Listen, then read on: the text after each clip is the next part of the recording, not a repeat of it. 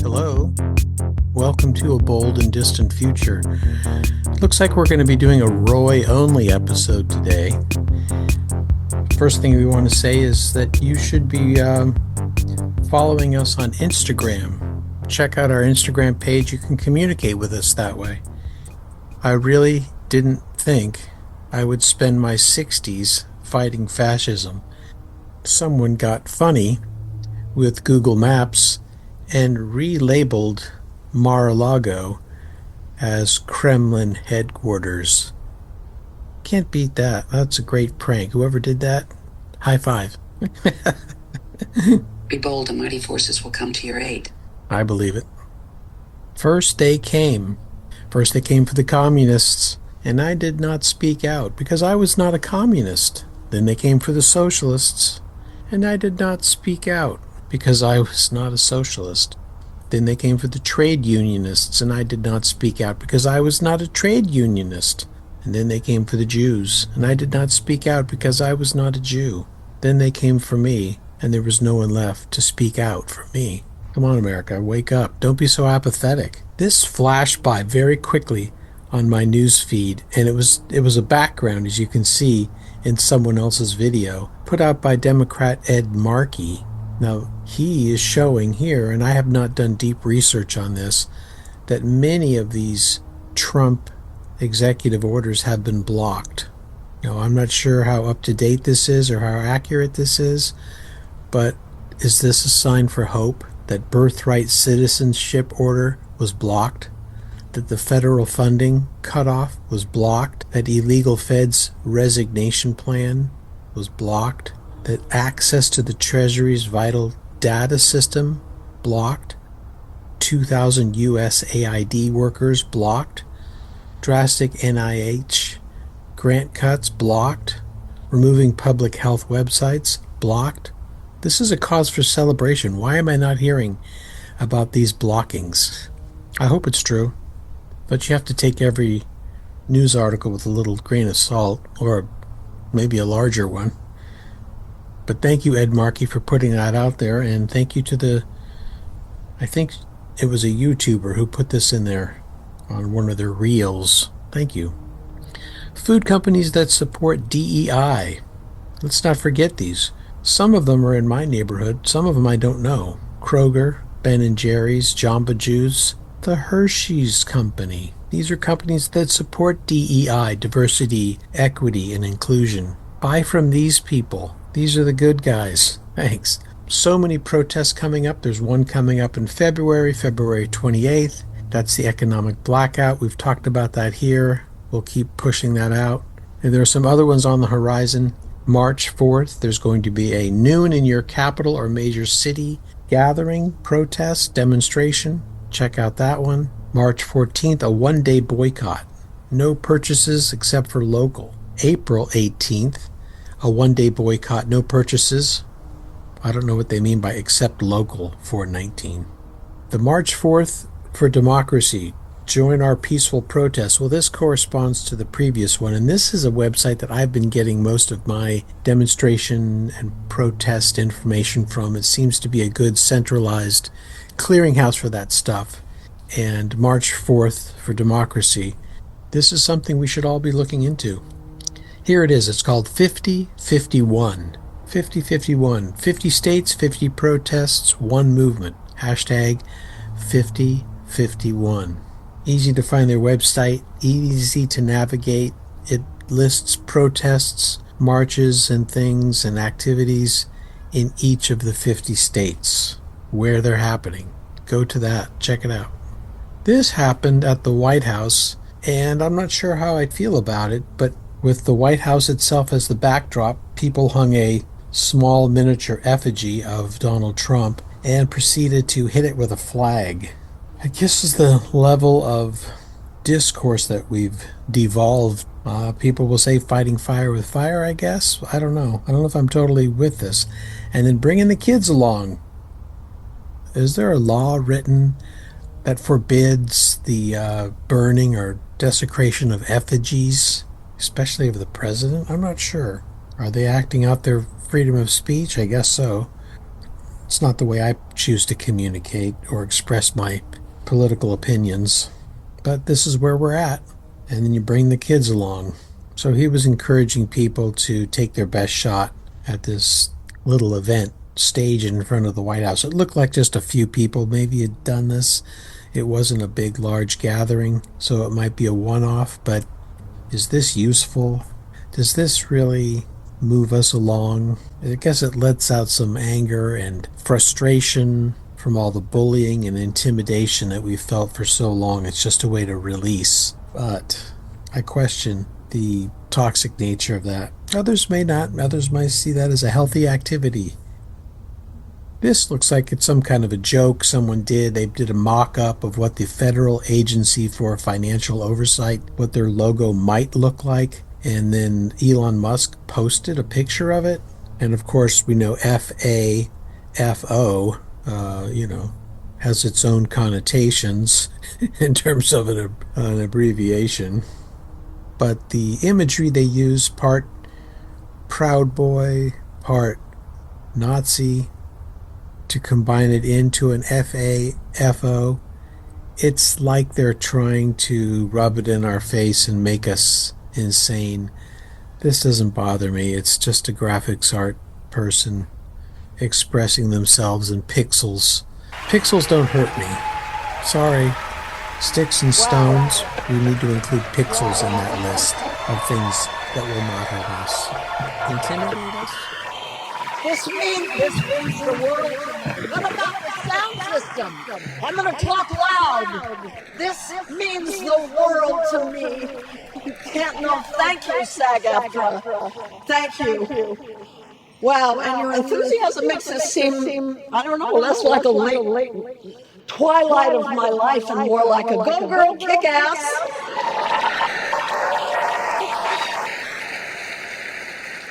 Which is good because I'm not done.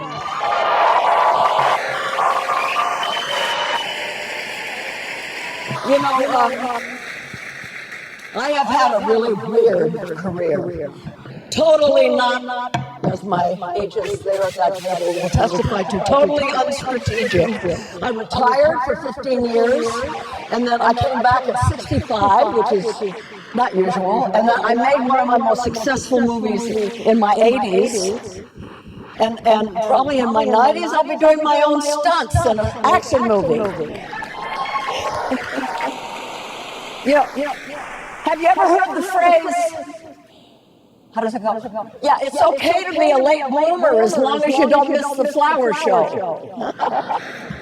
I'm a late bloomer. This is the flower show. Yeah. I love acting. We get to open people's minds to new ideas. Take them beyond what they understand of the world and help them laugh when things are tough.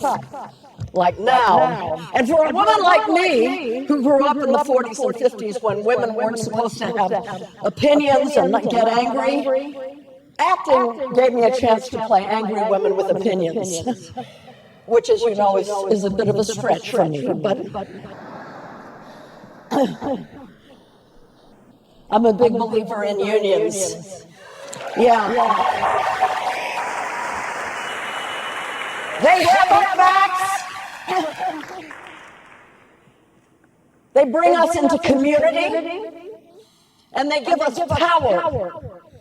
Community means power. And this is really important right now when workers' power and workers' power is being attacked and community is being weakened.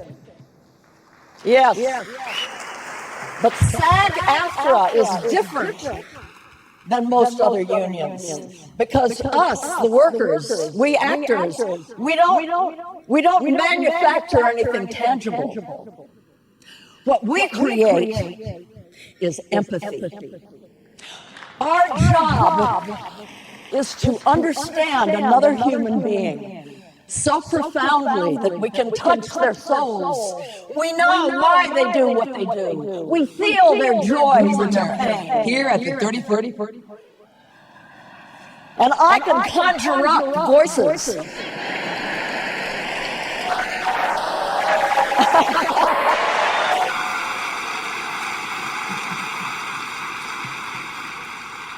We have to drill deep, don't we? We have to know, for example, if a young woman is cutting, or she's a sex worker, there's a good chance that as a young girl she was sexually abused or incested, right? I'm thinking Bree Daniels and Clute. And I'm sure many of you guys have played bullies and misogynists. And you can pretty much know, you actors, right, that probably their father bullied them and called men that he felt were weak, he called them losers or pussies. And while you may hate the behavior of your character, you have to understand and empathize with the traumatized person you're playing, right? Thinking Sebastian Stan in The Apprentice.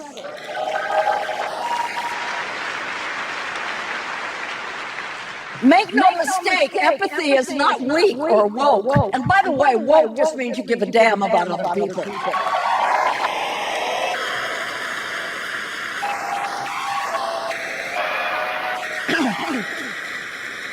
Back to empathy.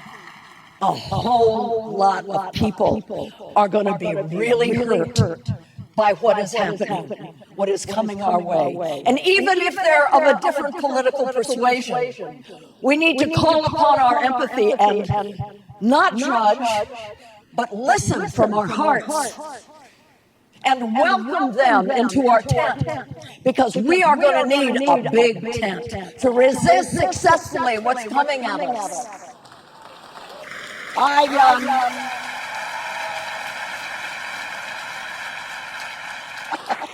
I made my first movie in 1958. It was the tail end of McCarthyism, when so many careers were destroyed. Today, it's helpful to remember, though, that Hollywood resisted. We did. Overseas, brave American producers like Hannah Weinstein hired blacklisted writers. Myrna Loy, John Huston, and Billy Wilder founded the Committee for the First Amendment. They had a radio show on ABC Radio called Hollywood Fights Back. Members of the committee included every big-name actor in town. Have any of you ever watched a documentary of one of the great social movements, like apartheid or our civil rights movement or Stonewall, and asked yourself, would you have been brave enough to walk the bridge? Would you have been able to take the hoses and the batons and the dogs? We don't have to wonder anymore, because we are in our documentary moment. This is it. And it's not a rehearsal. This is it. And we mustn't for a moment kid ourselves about what's happening. This is big time serious, folks. So let's be brave. This is a good time for a little Norma Ray or Karen Silkwood or Tom Joad. We must not isolate. We must stay in community. We must help the vulnerable. We must find ways to project an inspiring vision of the future, one that is beckoning, welcoming, that will help people believe that, to quote the novelist Pearl Cleage, on the other side of the conflagration, there will still be love. There will still be beauty. And there will be an ocean of truth for us to swim in. Let's make it so. Thank you for this encouragement. Thank you. Here at the... Be bold, the mighty forces will come to your aid. Nice to hear these messages. It's encouraging. The thing that she's talked about, or things that I've talked about here a lot, about the reconciliation that's going to happen, that has to happen for our country to heal at some point. How bad this will get, we don't know. But at some point, healing was going to have to take place. And empathy is going to have to be a word and a practice for I think every single one of us, Americans, on both sides, regardless of your political stripes, we're going to have to listen to each other and heal. And I think empathy is a big part of healing. Forgiveness, empathy. Well, thank you for listening. This is the Roy only episode of A Bold and Distant Future. Thank you for anyone listening out there. Thank you for being here now.